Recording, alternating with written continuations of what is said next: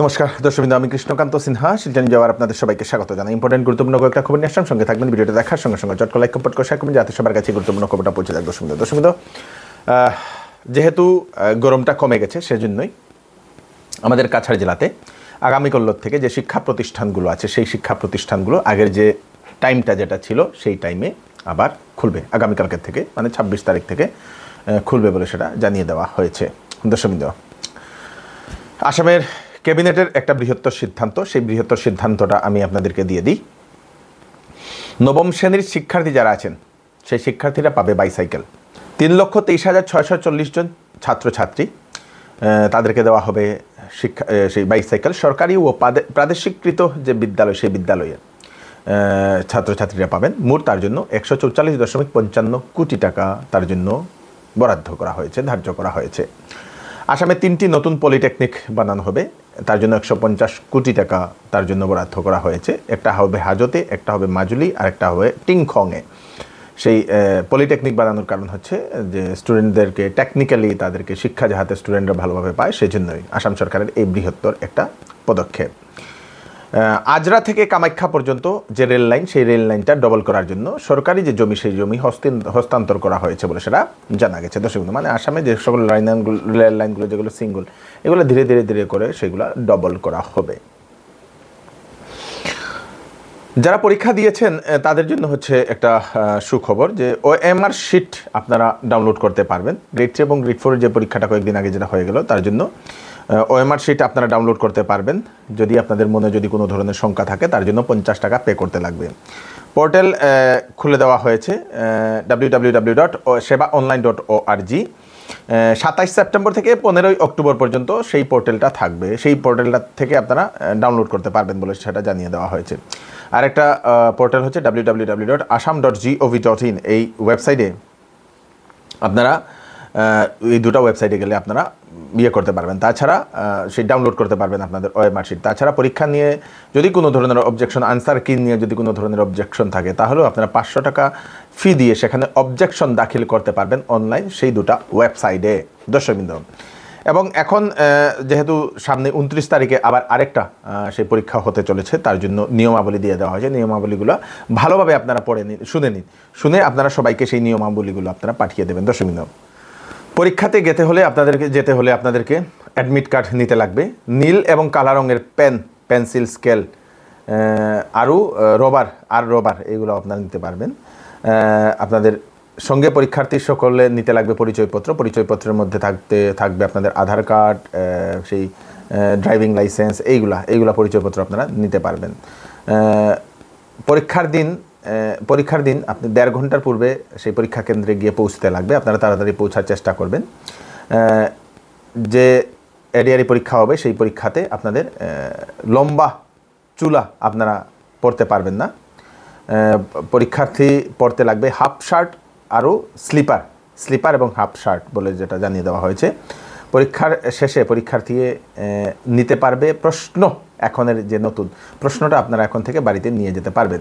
পরীক্ষা শেষ হওয়ার পরে অতিরিক্ত 5 মিনিট বসতে পারবে সেই আপনাদের এক্সট্রা 5 মিনিট আপনাদেরকে চেক আপ করার জন্য আপনাদেরকে দিয়ে দেওয়া হবে। তো শুনবেন, মানে এইবার যেহেতু প্রশ্ন কাগজ ফাদিল হয়, মানে প্রশ্নপত্র ফাদিল হয় বা ফাঁস হয় বলে অনেক ধরনের হয়, নিউজ মহলে অনেকটা সেটা ছড়িয়ে পড়ে, সেজন্যই এখন থেকে পরীক্ষা শেষ হওয়ার পরে প্রশ্ন সেই পরীক্ষার্থীরা নিতে পারবে বলে সেটা জানিয়ে দেওয়া হয়েছে। খুব ভালো একটা সিদ্ধান্ত আসাম সরকারের। দর্শকবৃন্দ,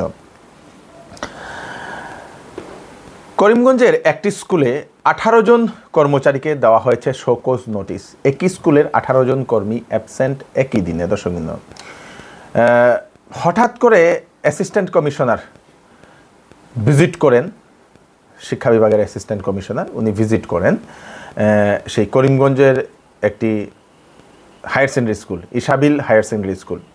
সেখানে গিয়ে উনি দেখেন সেখানে 18 জন স্টাফ, সেই টিচার সহ সবাই absent, without any notice, without any application, without any permission. এবং সেজন্যই সেই অ্যাসিস্ট্যান্ট কমিশনার উনি দিয়ে দিয়েছেন শোকজ নোটিশ কিসের কারণে সেরকম হয়েছে। এবং সেখানে মিড ডে মিলেও একটু মানে কোয়ালিটি নিয়ে উনি প্রশ্ন তুলেছেন বলে সেটা জানা গেছে। দর্শকবৃন্দ, অভিযোগ উঠেছে সেখানে। তো যদিও আপনারা স্কুলে যদি যান না, যদি সেই কোনো স্কুলের যদি কর্মচারী হন, তাহলে আপনারা নিশ্চয়ই একটু সাবধান থাকবেন, সতর্ক থাকবেন। যে কোনো সময় আপনাদেরও সেখানে সেই ভিজিট হতে পারে অফিসার্সদের। আসামে রাজ্য সরকারের কর্মচারী যারা আছেন ওনাদের জন্য সুখবর, আপনাদের যে মিউচুয়াল ট্রান্সফার, সেই ট্রান্সফার 3rd গ্রেড এবং 4th গ্রেডে যারা চাকরি করছেন তাদের জন্য, তাদের আবেদন প্রক্রিয়া শুরু হবে শীঘ্রই। 2 অক্টোবর থেকে সেটা শুরু হবে।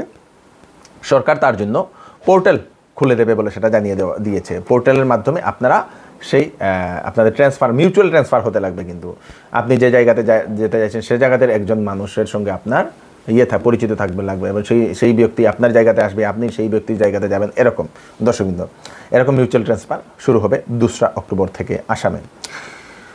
শিলচরের ফাটক বাজারের চৌধুরী টেক্সটাইল পুজোর জন্য নিয়ে এসলো বাম্পার কালেকশন, সঙ্গে নিয়ে এসছে বাম্পার অফার। 5,000, 10,000, 15,000, 20,000 টাকার উপরে আপনারা কেনাকাটা করলে পাবেন আকর্ষণীয় উপহার। সমস্ত পরিবারের সদস্যর জন্য সম্পূর্ণ পুজোর জন্য কেনাকাটা করতে পারবেন। তাড়াতাড়ি তো চলে আসুন, দেরি না করে চৌধুরী টেক্সটাইল, ফাটক বাজার, গলি নম্বর 2। ফোন নম্বর হচ্ছে 038422340663। ওয়েডিং সিজন উপলক্ষে শ্যামসুন্দর জুয়েলার্স আপনাদের জন্য নিয়ে এলো নিত্য নতুন ডিজাইনের হলমার্কযুক্ত গহনার বিশাল সম্ভার। সঙ্গে পাচ্ছেন গহনার মজুরিতে 50% পর্যন্ত ছাড়। এছাড়া এখানে আছে পুরাতন সোনার বদলে নতুন গহনা নেওয়ার বিশেষ সুযোগ। তাই দেরি না করে তাড়াতাড়ি চলে আসুন শ্যামসুন্দর জুয়েলার্সে। Shyamsundar jewellers, central road, Silchar. আসামের মাননীয় মুখ্যমন্ত্রী ডক্টর হিমন্ত বিশ্ব শর্মা মহোদয়ের একটা মন্তব্য। আসামে সেই 6 নং দফা কার্যকরণী করার জন্য এখন প্রক্রিয়া শুরু হয়ে গেছে। তার জন্য আসামের মাননীয় মুখ্যমন্ত্রী আশুর সঙ্গে একটা বৈঠক করেছেন। অসমীয়া হওয়ার সংজ্ঞা 2টি বলে মুখ্যমন্ত্রী সেটা জানিয়েছেন। একটা হচ্ছে সাধারণত অসমীয়া বলতে আসামে যারা জন্মগ্রহণ করেছেন, আসামে যারা জন্মগ্রহণ করে যারা আছেন এবং ভবিষ্যতে আরও 100-200 বছর আসামে থাকবে, তারাই হচ্ছে আসামিয়া। কিন্তু আসাম চুক্তির যদি হিসাবে দেখতে হয় তাহলে 6 নং দফার চুক্তি মতে 1951 সনের কাগজ, মানে 51 সন মুখ্যমন্ত্রী বলে দিয়েছেন, অসমীয়া হচ্ছে 1951 সন বলে দিয়েছেন দর্শকবৃন্দ। মানে 51 সনের আগে যারা যারা এখানে ছিলেন দর্শকবৃন্দ, ওনারাই অসমীয়া বলে এরকম কিছু বলেছেন মুখ্যমন্ত্রী। 1951 সনটাই হচ্ছে অসমীয়া হওয়ার সংজ্ঞা। কিন্তু সেটাতে আবার বরাকবেলি আসছে না বলে মুখ্যমন্ত্রী সেটা জানিয়ে দিয়েছেন। বরাকবেলি সেটাতে পড়ছে না এবং আশুকে বলে দিয়েছেন বরাকবেলিতে সেই ইয়েতে না ঢুকানোর জন্য মুখ্যমন্ত্রী সেটা বলে দিয়েছেন। এবং 25 অক্টোবরে আবার আশুর সঙ্গে একটা বৈঠক হবে সেই ব্যাপারে বলে মুখ্যমন্ত্রী জানিয়ে দিয়েছেন। আজকে গোয়ালপাড়ার রামহরিচরে জনগণের আতঙ্ক কিসের কারণে? সেখানে সেই তুফানের কারণে হঠাৎ টর্নেডোর মতো একটা জিনিস দেখা যায়, ঘূর্ণি, বিরাট বড় একটা ঘূর্ণি আকাশ থেকে সেটা সম্পূর্ণ মাটিতে নেমে পড়েছে দর্শকবৃন্দ। সেখানে তাণ্ডবের মতো একটা পরিবেশের সৃষ্টি হয়েছিল দর্শকবৃন্দ। আতঙ্কে বিরাজ করেছিল সেই এলাকার জনগণ। শিলচরের চেঙ্কুরি রোডের নেতাজি পল্লীতে জানালা ভেঙে ঘুমানো অবস্থায় মহিলার গলা থেকে চেইন ছিনতাই করে নিয়ে যায় চোর দর্শকবৃন্দ। রাত্রিবেলা চোর জানালাটা ভাঙে, জানালা যে সিটকারি ছিল সেই সিটকারিটা ভাঙে। সিটকারি ভাঙার পরে সেই মহিলা ঘুমনো অবস্থায় ছিল জানালার দিকে, এবং সেই মহিলার গলা থেকে 2বার টান দিয়ে সেই চোর পালিয়ে যায়। মহিলা তারপরে বুঝতে পেরে চিৎকার করতে শুরু করে। তারপরে স্থানীয় মানুষেরা জড়ো হন, কিন্তু চোরকে পাওয়া যায়নি। পুলিশের কাছে কমপ্লেন করা হয়েছে। পুলিশ ঘটনাস্থলে এসে ময়নাও করে নিয়েছে, মানে সমস্ত কিছু দেখে করে নিয়েছে, ইনভেস্টিগেশন শুরু করে দিয়েছে বলে সেটা জানা গেছে দর্শকবৃন্দ।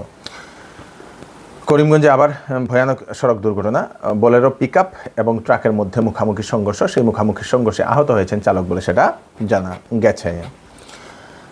কাছাড় জেলার 120 জনের অধিক ছাত্রছাত্রীদেরকে আরোহণ স্কিমের অধীনে 3 দিনের জন্য গুয়াহাটি ভিজিট করার জন্য নিয়ে যাওয়া হয়েছে।